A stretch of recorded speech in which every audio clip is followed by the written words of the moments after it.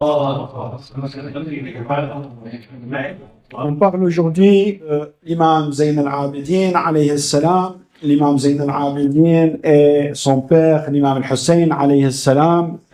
Sa mère est la fille de Kisra. Et c'est une femme qui est venue à l'époque du 12e. Quand elle est arrivée à Médine, l'imam Ali alayhi salam lui a proposé, vu qu'elle était une fille de l'Empire, une fille de l'empereur à l'époque, lui a proposé pour sa valeur qu'elle se marie de quelqu'un qui a d'une valeur proche de elle. Et à ce moment-là, sa sœur, elle avait choisi l'imam Ali alayhi salam, et elle avait choisi l'imam Hussein alayhi salam pour donner naissance à l'imam Zayn al-Abidin. L'imam Zayn al-Abidin aussi, il a une des choses qui est très importante, c'est qu'il s'est marié d'une fille qui est la fille de l'imam Hassan alayhi salam, donc il était entouré de tout ce qui est prophétie, tout ce qui est prophète. Et je ne sais pas si c'est lui qui a donné honneur à l'honneur ou l'honneur à emporter de ce qu'il avait comme nom. Donc, dans tous les cas, le honneur, il avait le plaisir d'être accompagné et d'avoir porté le nom de Ahlul Bayti, alayhi salam, Ahlul Bayti, Muhammadin, sallallahu alayhi wa sallam. Donc, quand on parle de Sajjad, alayhi salam, et que je voulais faire le discours, je ne savais pas de quoi parler parce que Ahlul Bayt alayhi salam est dans une valeur qui n'est pas possible de les serrer en quelques heures ou en quelques minutes. Mais je trouvais que la meilleure chose, c'est de parler de ce qui se passe actuellement. Dans nos jours actuels, l'imam Zayn al-Abidin alayhi salam, il est chez Yazid. Et il est dans le château de Yazid. Et là, il veut faire son discours. Et quand Zayn al-Abidin alayhi salam, il veut faire son discours, il est rentré dans un endroit, déjà il faut savoir que les pires choses qui lui ont arrivé après Karbala, c'est le Sham. D'ailleurs, lui il dit, j'aurais voulu pas être né où ma mère, elle m'a pas mis au monde. Pourquoi? Parce que des difficultés, il y a une personne qui raconte, il a dit, moi j'ai vu sallallahu alayhi wa Muhammad wa ali Muhammad.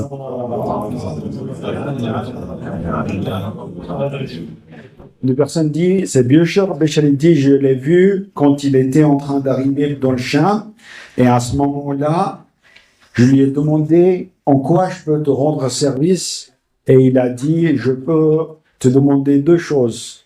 Si tu as un morceau de tissu que je peux le mettre sur mon cou, car le morceau de fer que je l'ai sur mon cou a pris de ma viande, déjà et deuxièmement, si tu as une somme d'argent que tu peux la donner pour que celui qui porte la tête soit avancé, car on a eu honte tellement que les gens nous regardaient.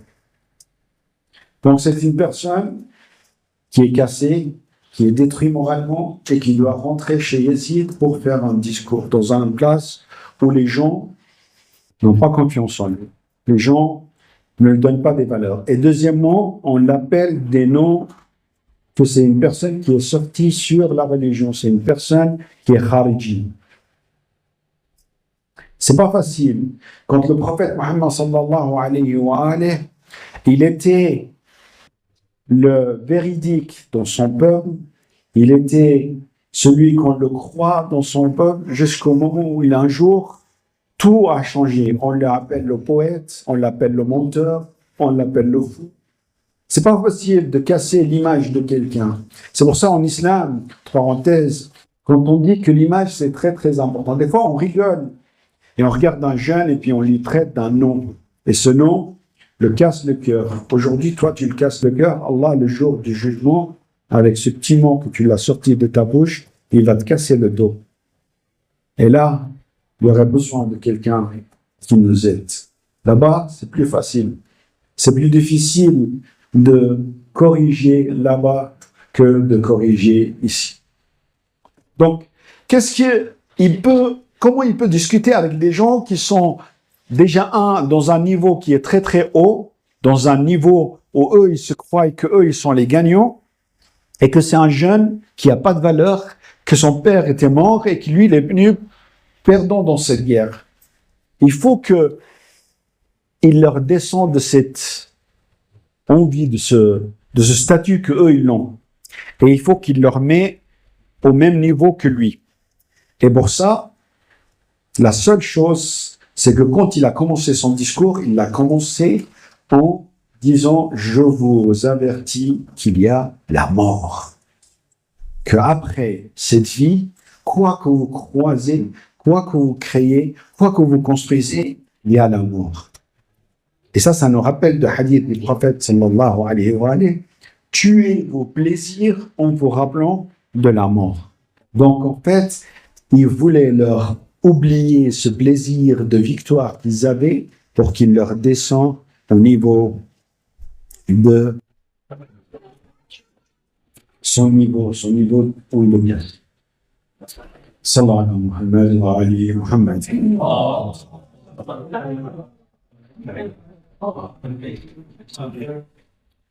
Donc, en parlant, c'est quand lui il s'est mis devant eux, c'est des Arabes. Et c'est des personnes qui se vantaient d'être des Arabes. Et lui, il a voulu, l'imam Zayn al-Abidin, arriver à ce niveau.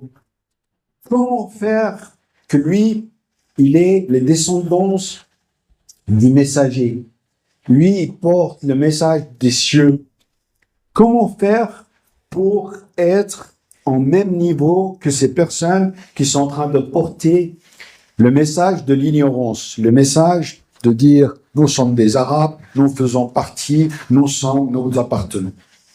Pour cela, il a dû faire un choix qui est difficile. C'est de descendre à leur niveau. Mais pour descendre à leur niveau, il a dû frapper quelque part de très très sensible. Il les a dit, je suis le fils de Mecca. Donc il les a fait retourner au lieu sacré. Le lieu sacré, que ce soit chez les Arabes avant l'islam et après l'islam. Et après, il a dit je suis le fils de Zamzam. Pourquoi Zamzam? Parce que ses grands-parents, ils voulaient leur rappeler que ses grands-parents, c'était eux qui servaient de l'eau au Bédra.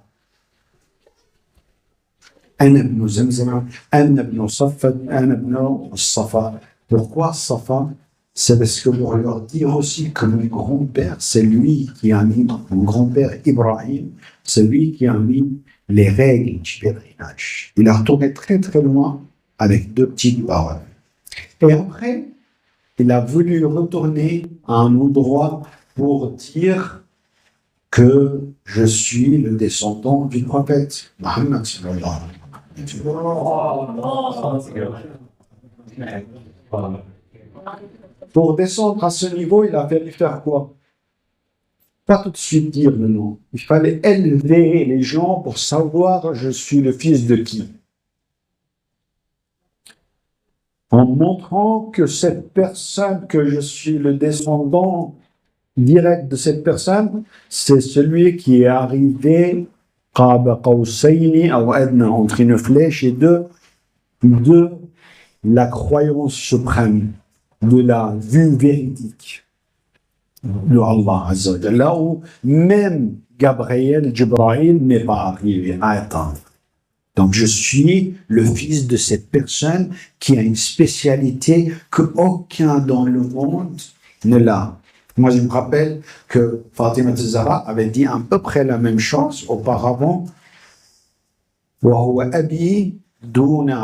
C'est mon père autre que votre père. Il n'y a personne qui a le même père que le mien. Et là, on essaye de faire le lien avec. Donc, c'est le même message, c'est le même chemin.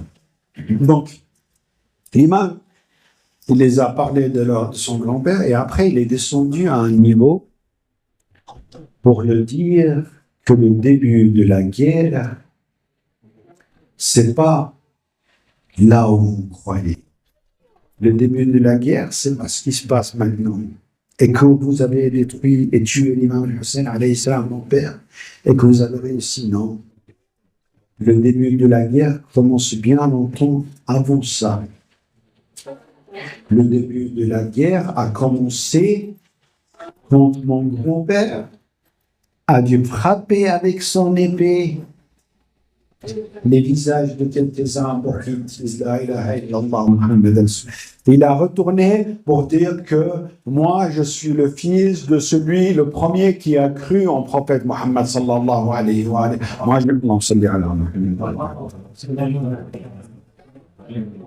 Moi je suis le fils de l'imam Ali et toi tu es le fils de la race, celui qui sont libérés. Donc tu as vu la différence entre moi et toi. Donc après, il a parlé d'une chose très très importante. Il a voulu dire, mais attendez, vous parlez de quoi là? Vous parlez d'une victoire de qui entre qui et qui? Vous parlez d'une victoire entre quelqu'un qui a sa mère, qui est la mère la plus pure, que nous, notre famille, est née dans la pureté et a vécu dans la pureté. Vous me comparez à quelqu'un que sa famille entière passe du temps à gauche et à droite et on ne sait pas qui est le fils de qui.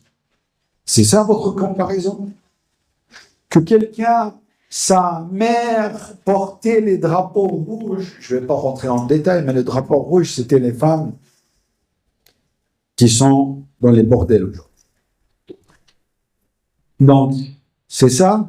Vous comparez ces mères à mes ancêtres, à ma mère, à moi, qui est pure.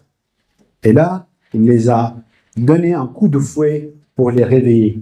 Et là, ils ont commencé à poser la question. Ils ont dit, mais c'est vrai. Nous, on ne s'est battu contre qui? Et pour défendre qui? Pour défendre Yazid, et on ne s'est battu contre l'imam Hussein, le fils de Rasulillah, le fils de Fatima Zahra. Et là, il commençait à pleurer. Et à la fin, il est descendu jusqu'au moment où il les a dit, réveillez-vous, je suis le fils de Khadija al-Kubra. C'est pour recommencer par la fin. Donc, il a commencé par Rasulillah et il a dit, je suis le fils de Khadija. Et il a terminé par Rasulillah pour dire, que vous voulez ou pas, je suis à Rasulillah. Je commence par Rasulillah et je finis par Rasulillah.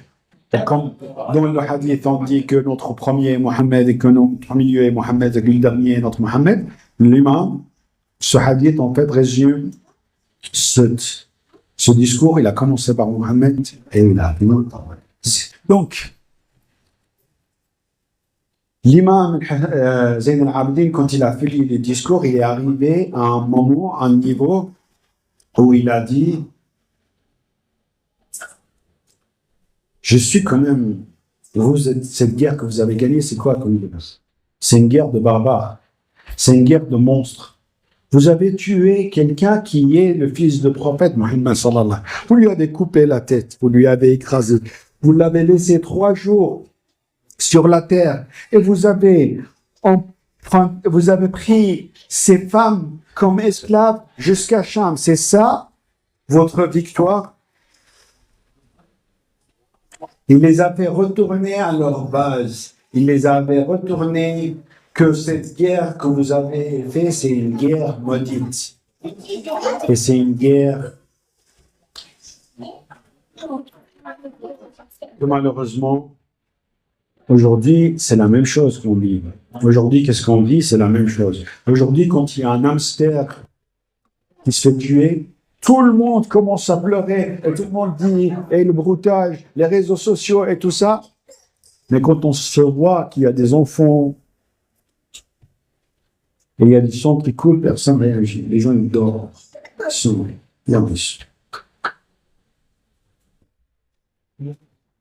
Après, qu'est-ce qui s'est passé? Il y a eu l'ancien dirigeant du Mossad, le responsable du Mossad, il a fait un interview sur YouTube. Vous pouvez aller le voir si vous voulez.